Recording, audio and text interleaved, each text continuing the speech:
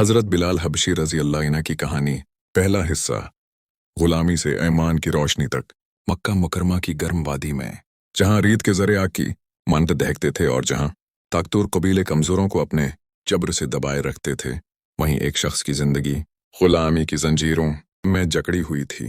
اس کا نام بلال تھا۔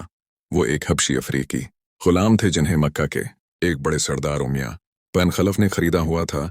بلال کی جلد سیاہ تھی مگر دل روشن تھا، جسم غلامی کی بیڑیوں میں قید تھا مگر روح آزاد پرواز کی متلاشی تھی۔ مکہ کے لوگ اسے حقیر سمجھتے تھے مگر اللہ کے نزدیک وہ عظمت کے دروازے پر دستک دینے والا تھا۔ ایمان کی کرن جب نبی آخر الزماں حضرت محمد صلی اللہ علیہ وآلہ وسلم نے مکہ کی وادی میں توحید کی دعوت بلند کی تو بلال کے دل کے کانوں نے اس پیغام کو ایسے سونا جیسے صحرا کی خشک زمین پہلی بار بارش کی بوندوں کو محسوس کرتی ہے۔ اللہ ایک ہے، اللہ کے سوا کوئی معبود نہیں۔ یہ الفاظ بلال کے دل پر بجلی کی طرح گرے، لیکن اس بجلی میں جلانے کے بجائے روشنی تھی۔ بلال نے چھپ کر اسلام قبول کیا۔ وہ غلام تھے، ان کے پاس نہ قبیلے کا سہارا تھا نہ دولت کا دفاع، مگر ایمان کی لذت اتنی گہری تھی کہ انہوں نے اپنے سینے میں یہ خزانہ چھپا لیا۔ آزمائشوں کا آغاز جب امیہ بن خلف کو پتہ چلا کہ بلال محمد صلی اللہ علیہ وسلم کے دین پر ایمان لا چکے ہیں تو اس کا غصہ آسمان کو چھونے لگا۔ مکہ کے سرداروں نے اسے کہا، امیہ، تمہارے غلام نے ہمارے بتوں کی توہین کی ہے۔ اس نے لا لا لا اللہ کہا ہے۔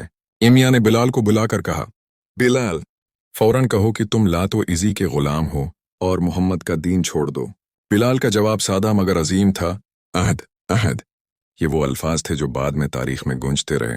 ریت پر جلتے پتھروں کی سزا۔ امیہ نے بلال کو تپتی ہوئی ریت پر لٹا دیا۔ سورج اپنی پوری شدت کے ساتھ آگ برسا رہا تھا۔ اس نے بلال کے سینے پر بڑے بڑے پتھر رکھ دیے تاکہ وہ سانس بھی نہ لے سکیں۔ مکہ کے لوگ تماشا دیکھنے آتے اور بلال کی ہمت کو آزمانے کے لیے کہتے، کہو بلال، ہمارے معبودوں کو مانو۔ مگر ہر سوال کا جواب ایک ہی تھا، عہد، عہد، یعنی اللہ ایک ہے، اللہ ایک ہے۔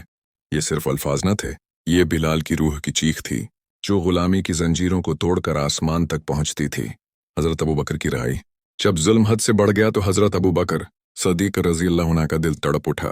وہ بلال کے پاس آئے اور امیہ سے کہا، امیہ، یہ غلام مجھے بیچ دو۔